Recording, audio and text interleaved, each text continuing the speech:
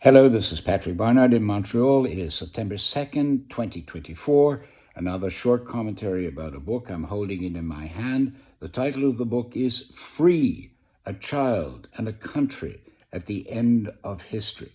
The book is by a woman who teaches in England at the London School of Economics. She teaches political theory. Her name is Lea Ypi. She's the child of a very intellectual Albanian family. And this book is a memoir, but it's a memoir that gives us all a wonderful aperçu into the history of a country that is very little known, and that country is Albania. The crucial year in the book, the dividing point in the book, is 1990, when Lea Ypi was about 10 or 11 years old. She's now in her mid-40s, teaching in England. She went on from Albania eventually to Italy and then Germany and now England. She's multilingual, and her mind and her experience are actually fascinating.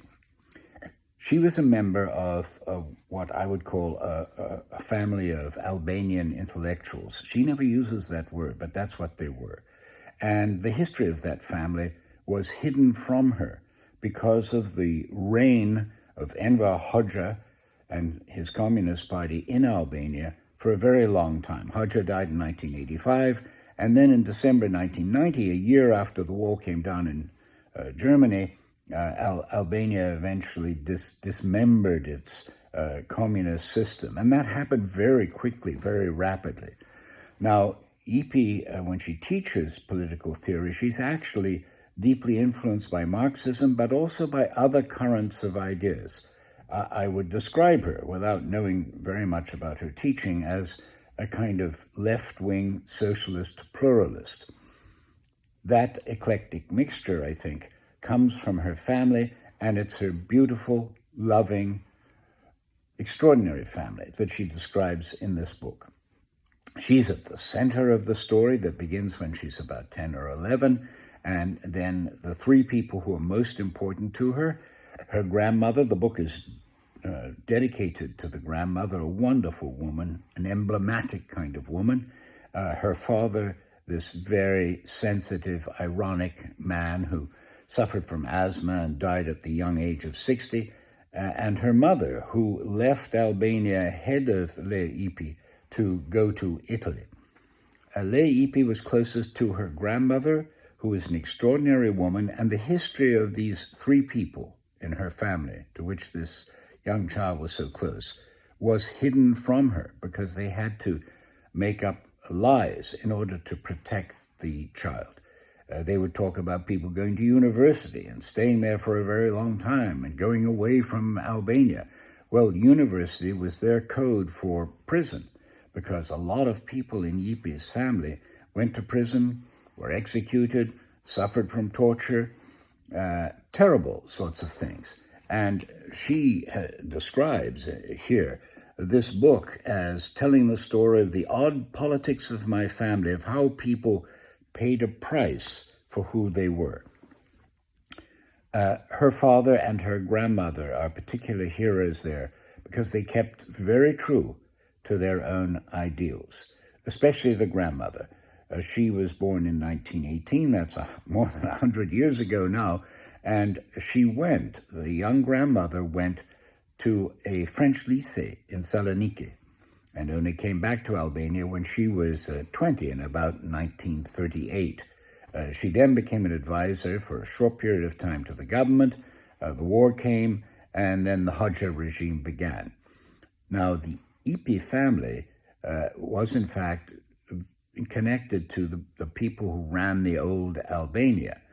Lea Ypi didn't know this. Her great-grandfather had been a premier of the country. She did not know this. She was just told these mysterious stories about her own family. Why? Because the family's biography was bad. In other words, their class position was considered very unfavorable because they were the members of the old ruling classes in Albania. Her grandmother was a member of the Pasha class, the people who administered Albania and other places under the Ottoman Empire. But her grandmother was a most extraordinary person. And in this family, The grandmother, the father, and the mother all differentiated themselves because they all liked different revolutions. The grandmother loved the French Revolution. Of course, she'd gone to Lycée.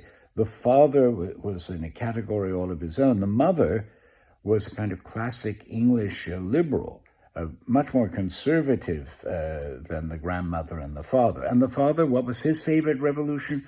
The revolution that was still to come. He's a beautiful figure in this book, because kind of tragic, really. Now, in 1990, what happened? This book gives a very graphic and frightening description of what's known as the small Albanian civil war. What happened was that Albania was dismembered, and experts came in from the International Monetary Fund, and they gave the country extremely bad advice. And what happened? There were a series of Ponzi schemes that soaked up people's savings, and people lost everything they had, including Lea Ypi's own family. She believes, like her grandmother, very deeply in freedom. The grandmother believed that the requirement of people is to be free, and to be free is to be responsible.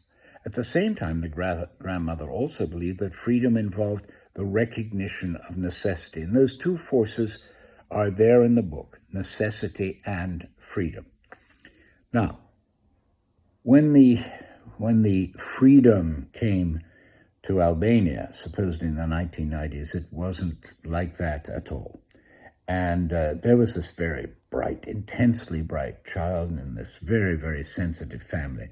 And she says her reaction to what was going on around her in the early 1990s was, I equated liberalism with broken promises, the destruction of solidarity, the right to inherit privileges, selfish enrichment, cultivating illusions while turning a blind eye to injustice.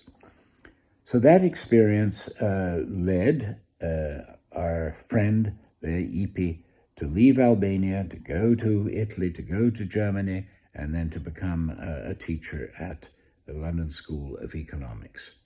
Her views are pluralistic and also Marxist. The book begins with a citation from Rosa Luxemburg, a famous one, that human beings are not free to make history in any way they wish, but nonetheless they do make it.